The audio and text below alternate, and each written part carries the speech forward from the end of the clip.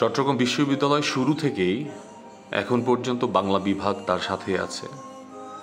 আর এই বাংলা বিভাগের অবস্থান হচ্ছে বিশ্ববিদ্যালয়ের একেবারে প্রাণকেন্দ্র, প্রশাসনিক ভবনের অপোজিটে ডক্টর আব্দুল করিম ভবন, কলা ও মানববিদ্যা অনুষদ।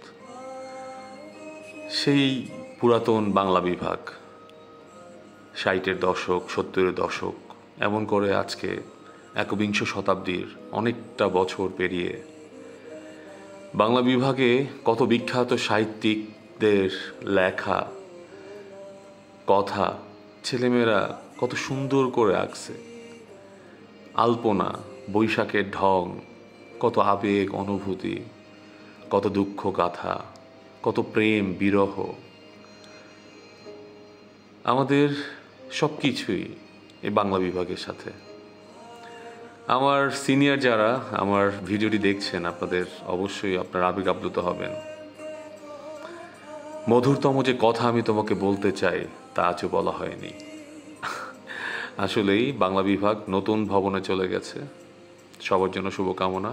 আমরা আমাদের এই ডিপার্টমেন্টের এই পুরাতন ভবনটাকে, এই পুরাতন ক্লাসরুমগুলোকে মিস করব। ভালো থেকো।